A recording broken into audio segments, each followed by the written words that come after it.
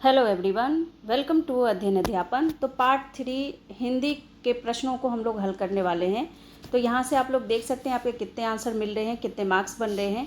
तो चलिए यहाँ पर देखते हैं हम लोग 71 क्वेश्चन से फटाफट आंसर समझेंगे, डिटेल में हम लोग नहीं जाएंगे। तो देखिए, दो शब्दों के संयोग को कहते हैं, तो यहाँ पर इसका जो आंसर हो जाएगा समास हो जाएगा। इसके साथ देखिए नेक्स्ट क्वेश्चन, चांद का मुंह टेढ़ा है काव्य संग्रह के रचनाकार है। तो यहाँ पर रचनाकार कौन है? तो बिल्कुल मुक्ति बोध, यहाँ पर सी ऑप्शन बिल्कुल सही हो जाएगा। इसके बाद नेक्स्ट क्वेश्चन देखेंगे, संयुक्त वाक्य यहाँ पर पूछा गया है। तो संयुक्त वाक्य क्या है वो देखिए। संयुक्त वाक्य अगर यहाँ पर कहें तो आपका 73 का आंसर ऑप्शन जो है डी हो जाएगा, उपरोक्त में से एक से अधिक। क्वेश्चन नंबर 74, कोटि कुलिस सम वचन तुम्हारा पंक्ति में कौन सा अलंकार है? तो यहाँ पर उपमा अलंकार है, ए ऑप्शन के साथ जाएंगे। इसके बाद 75, छंद को पढ़ते समय प्रत्येक चरण के अंत में ठहरना पड़ता है, उसे कहते हैं। तो उसे क्या कहते हैं? तो ऑप्शन हो जाएगा यति, यानी सी ऑप्शन। इसके बाद 76, पेट काटना मुहावरे का क्या अर्थ होगा? तो भूखा रहना। इसके बाद अगला क्वेश्चन देखेंगे, मिश्र वाक्य क्या है? यहाँ पर आपको बताना था कि मिश्र वाक्य क्या है। तो पहला ही ऑप्शन यहाँ पर सही होगा, जिसने दुख नहीं देखा उसने दुनिया में कुछ नहीं देखा, ए ऑप्शन ही सही होगा। इसके बाद डेपुटेशन का हिंदी पूछा था यहाँ पर कि डेपुटेशन का हिंदी पर्याय है। तो 78 का ऑप्शन ए हो जाएगा, प्रतिनियुक्ति। इसके बाद अगर हम नेक्स्ट क्वेश्चन की तरफ बढ़ें, चौराहा शब्द में समास है। तो यहाँ पर चौराहा शब्द में कौन सा समास है? द्विगु समास है, बी ऑप्शन बिल्कुल सही होगा। तो बी ऑप्शन के साथ जा सकते हैं। इसके बाद देखिए नेक्स्ट क्वेश्चन, तुलसीदास की रचना नहीं है। तो यहाँ पर बी ऑप्शन जो है बिल्कुल सही होगा, रामचंद्रिका जो है यहाँ पर सही होगा।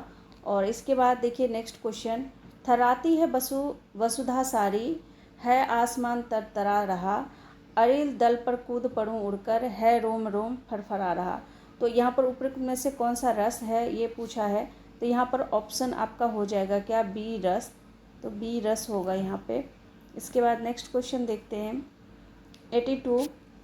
82 में पूछा गया है कि निम्नलिखित काव्य रचनाओं को रचनाकारों के साथ सुमिलित कीजिए तथा सही कूट का चयन कीजिए। तो इस प्रकार से अगर हम इसका सही ऑप्शन देखें तो यहाँ पर ऑप्शन जो होगा आपका, यहाँ पर सी ऑप्शन आपका सही हो जाएगा, सी ऑप्शन के साथ जाएंगे। तो 82 का ऑप्शन हो जाएगा क्या? सी।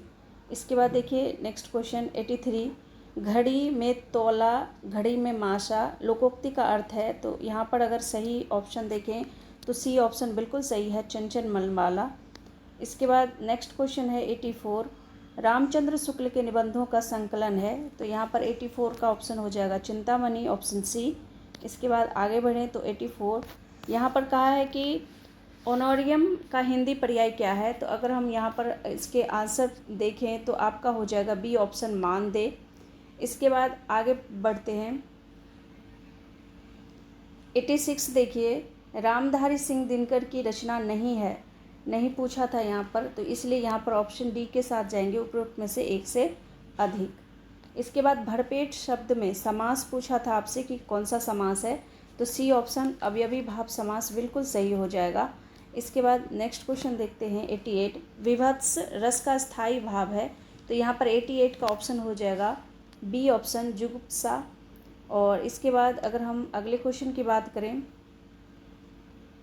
89 में पंक्ति दी है कि तो मिठास दई दयो इते सलोने रूप, काव्य पंक्ति में अलंकार है। तो यहाँ पर 89 का अगर बात करें तो सी ऑप्शन होगा विरोधाभास।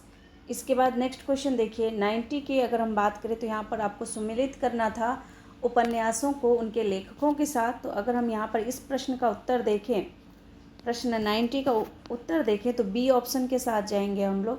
बी ऑप्शन हो जाएगा, ए का 3, बी का 4, सी का 2 और डी का 1 यहाँ पर सही हो जाएगा। इसके बाद देखिए नेक्स्ट क्वेश्चन की तरफ बढ़ें तो 91 का पूछा था कि घन आनंद किस काल के कवि हैं।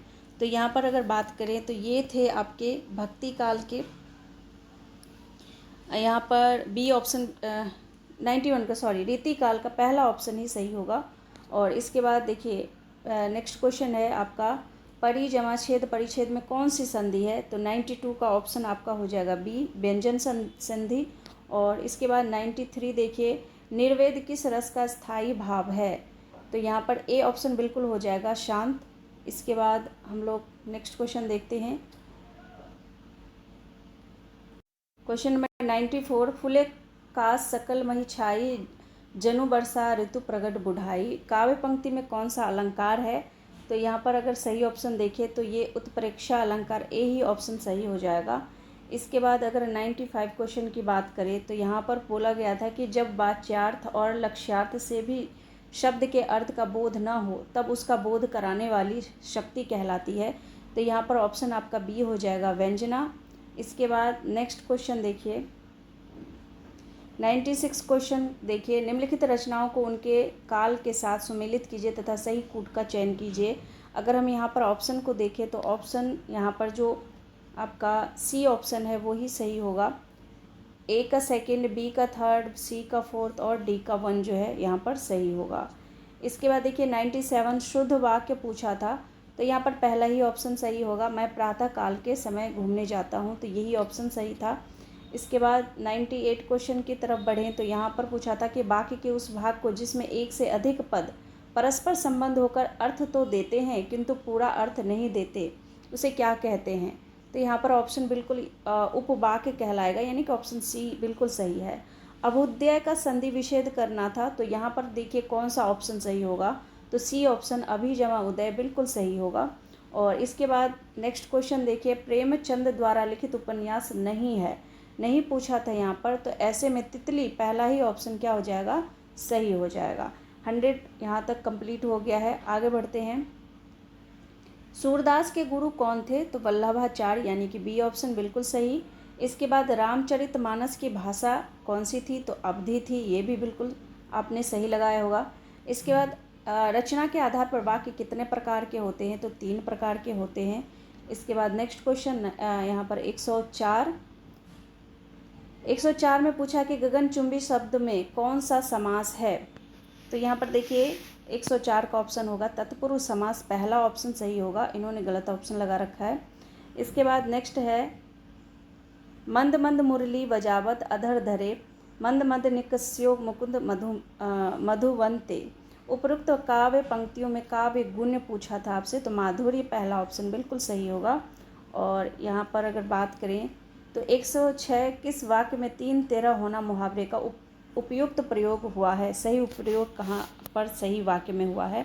तो यहाँ पर देखिए बी ऑप्शन होगा कि पिता की मृत्यु के बाद पूरा परिवार 3 13 हो गया, यानी छिन्न भिन्न हो जाना। तो 106 का जो है यहाँ पर बी ऑप्शन सही होगा। 107 में चलें तो चयन का संधि विच्छेद आपको करना था, तो चे जमा अन जो है बी ऑप्शन बिल्कुल सही होगा। तो अगर आपने बी ऑप्शन लगाया है तो बिल्कुल यहाँ पर आपका आंसर करेक्ट है। कृष्ण भक्त कवि हैं तो कौन है? तो देखिए सूरदास भी कृष्ण भक्त हैं, रस खान जी भी हैं, मीराबाई तो हैं ही, तो ऐसे उपयुक्त डी, यहाँ पर डी ऑप्शन बिल्कुल सही होगा। बैंकरप्ट का हिंदी क्या है? तो बैंकरप्ट यानी कि दिवालिया हो जाना, और पहला ही ऑप्शन क्या हो जाएगा? यहाँ पर सही हो जाएगा। इसके बाद अगर हम नेक्स्ट क्वेश्चन की तरफ बढ़ें तो अशुद्ध वाक्य आपको इसमें से छांटना था, तो यहाँ पर अगर अशुद्ध वाक्य देखें तो बी ऑप्शन ही होगा कि मैं तो अवश्य ही जाऊँगा, तो मैं यहाँ पर लग गया, ये अशुद्ध हो गया। इसके बाद 111 नंबर के प्रश्न पर चलें तो जब एक वस्तु पर दूसरी वस्तु का आरोप किया जाए तो वहाँ कौन सा अलंकार होता है? 111 का देखिए, 111 का कौन सा ऑप्शन सही होगा? तो यहाँ पर बी ऑप्शन बिल्कुल सही होगा, उपमा। तो उपमा अलंकार के साथ हम लोग जाएंगे। इसके बाद देखिए 112, सूरदास की रचना इनमें से कौन सी है? तो 112 का आंसर हो जाएगा बी, दोहावली। इसके बाद नेक्स्ट क्वेश्चन देखिए 113, चूना लगाना मुहावरे का क्या अर्थ है? तो बेवकूफ़ बनाना, सी ऑप्शन बिल्कुल सही होगा। इसी तरह से अगर हम नेक्स्ट क्वेश्चन देखें, दोहा छंद के प्रथम और तृतीय चरण में कितनी मात्राएं होती है? तो 114 का आंसर हो जाएगा बी, यानी कि 13 मात्राएं होती है। इसके बाद नेक्स्ट क्वेश्चन है 115, असाध्य वाणा के रचनाकार हैं, तो कौन है इनके रचनाकार? तो यहाँ पर देखिए बी ऑप्शन आगे जो है बिल्कुल सही होगा, तो अगर आपने बी लगाया है तो आपका ऑप्शन सही है।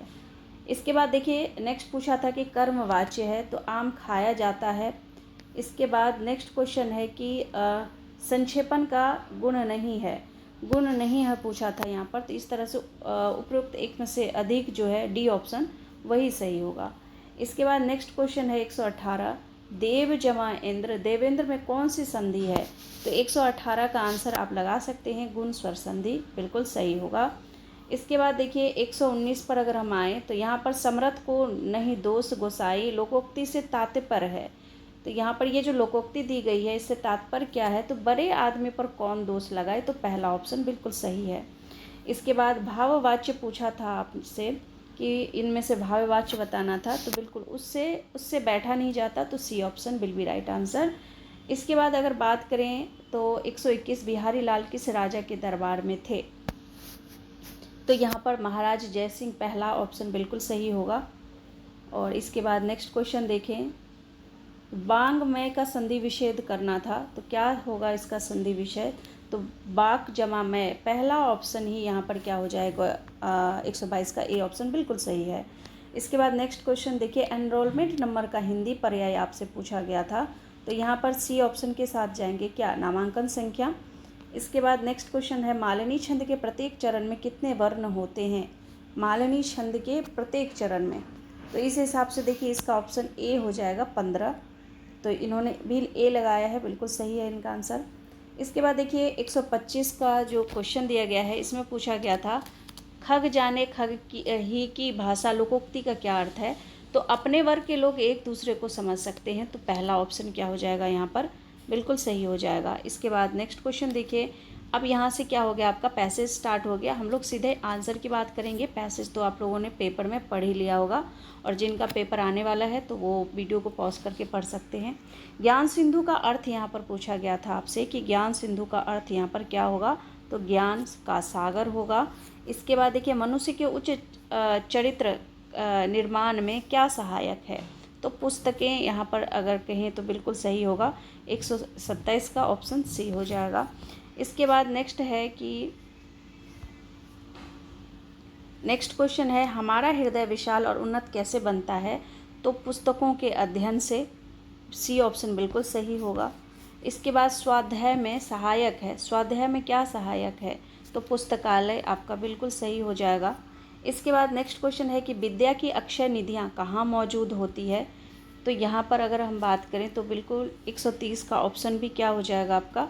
मस्तिष्क ही होगा, मस्तिष्क जो है बिल्कुल सही होगा। और इसके बाद अगर हम नेक्स्ट क्वेश्चन की तरफ बढ़ें 131 में, तो 131 को देखिए, हरियाली क्यों नष्ट हो गई है? तो यहाँ पर होगा वनों के विनाश के कारण या भूमि की उर्वरा क्षमता में कमी के कारण। यहाँ पर अगर हम देखें तो पहला ऑप्शन जो है, जो आपका अनसीन पैसेज में होगा, उस हिसाब से ये ऑप्शन सही है। और इसके बाद औद्योगिकरण के कारण जनसंख्या कहाँ तेज़ी से बढ़ी है? तो शहर में बढ़ी है, शहरों की तरफ जो संख्या है, जनसंख्या वो बढ़ती जा रही है, गांव से लोग शहर की तरफ बढ़ते हैं। भूमि की उत्पादन क्षमता क्यों घट जाती है? तो अम्लीय और क्षारीयकरण के कारण। और इसके बाद लोग गांव से आकर शहरों में क्यों बसते हैं? तो रोजगार के लिए बसते हैं। इसके बाद ये सारे ही प्रश्नों के उत्तर आपके पैसेज में दिए गए हैं, उसी आधार पर देना था। कृषि योग्य भूमि में कमी क्यों हुई है? तो औद्योगिकीकरण के कारण, यहाँ पर बिल्कुल सही होगा बी ऑप्शन। इसके बाद अगर हम 136 से 140 प्रश्नों को देखें तो ये भी आपका अनसीन पैसेज से है, 136 से 140 तक हम देखेंगे। तो देखिए, आलस्य के परिणाम स्वरूप सजा किस रूप में मिलती है? तो 136 का ऑप्शन यहाँ पर क्या होना चाहिए? बी ऑप्शन बिल्कुल सही होगा, बीमारी एवं कष्ट होना। इसके बाद 137, रोग का प्रभाव किस पर पड़ता है? तो मन पर पड़ता है, बी ऑप्शन बिल्कुल सही होगा। शरीर में श्रम क्या लगता है? तो यहाँ पर समय जो है बिल्कुल सही होगा। और उसके बाद अगर हम 139 पर चलें तो आलस्य को जीतने का क्या उपाय है? तो शारीरिक श्रम करना, सी ऑप्शन बिल्कुल सही होगा। इसके बाद अगर 140 की बात करें तो आरोग्य से तात्पर्य क्या है? तो रोग मुक्त होना, स्वस्थ होना, रोगी होना।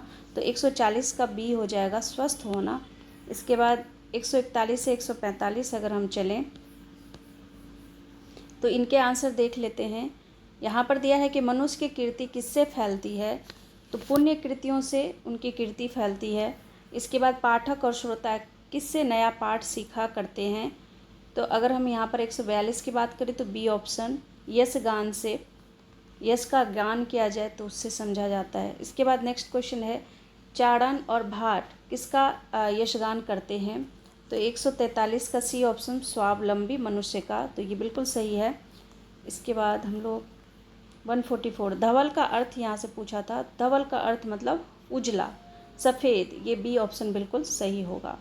इसके बाद चंद्रिका का पर्यायवाची आपसे पूछा गया था, तो चांदनी जो है बिल्कुल सही होगा। इसके बाद 146 से 150 की तरफ बढ़ें तो भाईचारे के संबंध के लिए आवश्यक क्या है? तो मतभेदों को क्या करना? भुला देना। इसके बाद राष्ट्र की गरिमा कैसे घटती है? तो आपसी लड़ाई और द्वेष से घटती है। इसके बाद नेक्स्ट क्वेश्चन था कि देश को पीछे क्या ले जाता है? तो देश को पीछे क्या ले जाता है, अगर हम इसकी ऑप्शन की बात करें तो डी ऑप्शन होगा, एक से अधिक। और इसके बाद 149, राष्ट्र की उन्नति कैसे संभव है? तो 149 का ऑप्शन हो जाएगा बी, देश की शक्ति और व्यवस्था को बनाए रखने से। इसके बाद 150 की बात करें लास्ट क्वेश्चन की, तो देश की उन्नति किसकी उन्नति से संबंधित है? तो देश की उन्नति जो है आपके धर्म से संबंधित है। सी ऑप्शन जो है यहाँ पर बिल्कुल सही है। यहाँ पर बी ऑप्शन सही होगा, व्यक्ति से होती है, क्योंकि यहाँ पर देख सकते हैं पैसेज में भी दिया हुआ है। तो आपका व्यक्ति जो है बिल्कुल सही होगा। देश का उन्नयन असंभव है, धर्म जाति, यहाँ पर देखिए व्यक्ति की उन्नति से ही देश की उन्नति संभव है। तो ये आपके हिंदी के प्रश्न पत्रों का हल था।